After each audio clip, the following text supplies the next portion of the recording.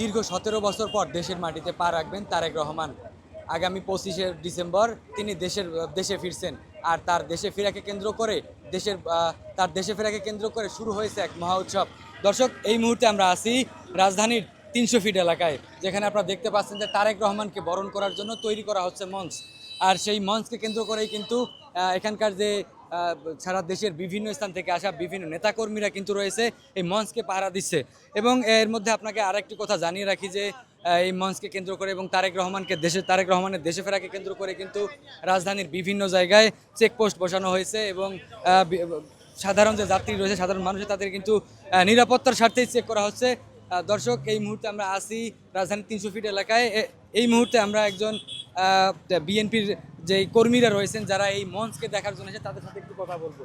ভাই, আপনি কোথা থেকে আসছেন? আমি আসছি হচ্ছে ফার্মগেট থেকে, তেজগাঁ কলেজ থেকে। দীর্ঘ ১৭ বছর বাংলার যে মুক্তির সূর্য, বাংলাদেশের আশা আকাঙ্ক্ষার প্রতীক আগামী রাষ্ট্রনায়ক জনাব তারেক রহমান আসছে, সেই খুশিতে কিন্তু পুরো বাংলাদেশ হাসছে। আপনারা দেখতে পাচ্ছেন বাংলাদেশের প্রাণ তারেক রহমান আসার খুশিতে ইতিমধ্যেই পুরো বাংলাদেশে ঈদের মতো একটা আমেজ বয়ে যাচ্ছে। আমরা বিশ্বাস করি এই বসুন্ধরার মাঠ কোটি কোটি মানুষে, তারেক রহমান আসার দিন কোটি কোটি মানুষে পরিণত হবে এবং তারেক রহমানের আশাতে পুরো বাংলাদেশ খুশির বন্যা বয়ে যাবে। তারেক রহমান দেশে আসার পর তার কাছে কি প্রত্যাশা আপনাদের সবার? তারেক রহমানের কাছে আমাদের প্রত্যাশা থাকবে যে সাম্য মানবিক একটি সুন্দর বাংলাদেশ বিনির্মাণে, যাতে তারেক রহমানের নেতৃত্বে এদেশের মানুষ তাদের মানবিক অধিকার ফিরে পায়, সত্য কথা বলার অধিকার ফিরে পায় এবং বাংলাদেশের আইন আদালতে আবারও ন্যায় বিচার প্রতিষ্ঠিত হয় এবং শিক্ষাঙ্গনে নকলমুক্ত সন্ত্রাসমুক্ত শিক্ষার পরিবেশ গড়ে ওঠে। দর্শক, যেমনটি শুনছিলেন যে সাধারণ যে কর্মীরা রয়েছেন, সাধারণ যে মানুষ রয়েছেন, তাদের কাছে তারা আসলে তারেক রহমান দেশে ফেরার পর যে প্রত্যাশা, সেই প্রত্যাশার কথা ব্যক্ত করতেছিলেন। দর্শক, এই মুহূর্তে আমরা আরেকজনের সাথে কথা বলবো। আপনি কোথা থেকে আসছেন এবং কেন আসছেন? আমি ফার্মগেট থেকে আসছি, তেজগাঁ কলেজ। আমি এসেছি আমাদের বাংলাদেশের আশা আকাঙ্ক্ষার প্রতীক, বাংলাদেশে 18 কোটি জনতার হৃদয়ের স্পন্দন বিএনপির ভারপ্রাপ্ত চেয়ারম্যান জনাব তারেক রহমান দীর্ঘ 17 বছর পরে বাংলাদেশের মাটিতে আসছে। তাকে আশাকে ঘিরে বাংলাদেশে যে একটা উৎসবের আমেজ তৈরি হয়েছে, সেই মনে হচ্ছে যে সারা বাংলাদেশের একখণ্ড চিত্র 300 ফিটে অবস্থান হয়েছে।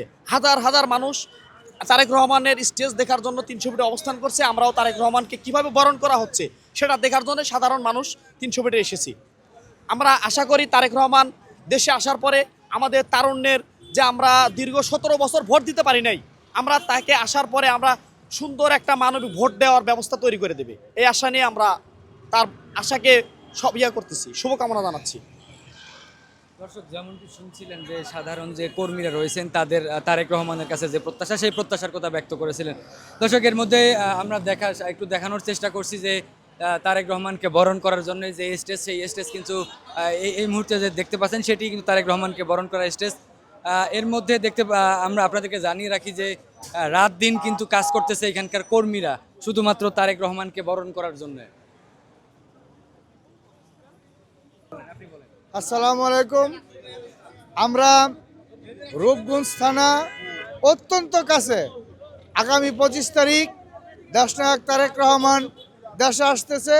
এজন্য আমরা রাতেই সারা বাংলাদেশের বিভিন্ন জেলা থেকে যে সমস্ত লোকজন আসবে সবাইকে বরণ করার জন্য, সবাই থাকা এবং তাদের পানি শরবত এগুলা ব্যবস্থা করার জন্য আমরা দাউদপুর রূপগঞ্জ থানা বিএনপির সভাপতি এবং সেক্রেটারি সবার সমন্বয়ে আমরা কে কী দায়িত্ব পালন করব সেজন্য আমরা রাত্রেবেলা স্টেজের এখানে আসছি।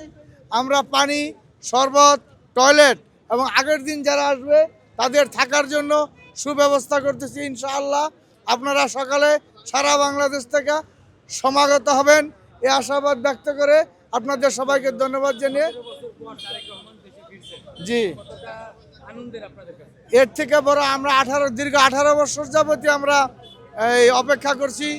রাষ্ট্রনায়ক দেশনায়ক জনাব তারেক রহমান সাহেব এখানে বাংলাদেশ আসবেন, বীরের বেশে তারেক রহমান আসবে, বাংলাদেশ আসছে, এ প্রত্যাশায় আমরা সকলকে স্বাগতম জানাচ্ছি।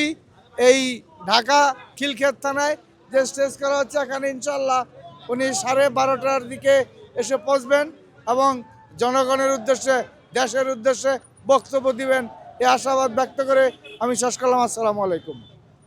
দর্শক, যেমনটি শুনছিলেন যে রূপগঞ্জ থানার একজন স্থানীয় নেতা তিনি জানাচ্ছিলেন যে এই রাতের বেলা বা আগামীকালকে যেই নেতাকর্মীরা আসবেন তাদের আসলে তিনি খাওয়ার ব্যবস্থা থেকে বাকি যে ব্যবস্থাগুলো আছে সেগুলোর সার্বিক তদারকিতে তিনি আছেন। দর্শক, রাজধানীর 300 ফিট এলাকা থেকে এই ছিল আমার কাছে সর্বশেষ তথ্য।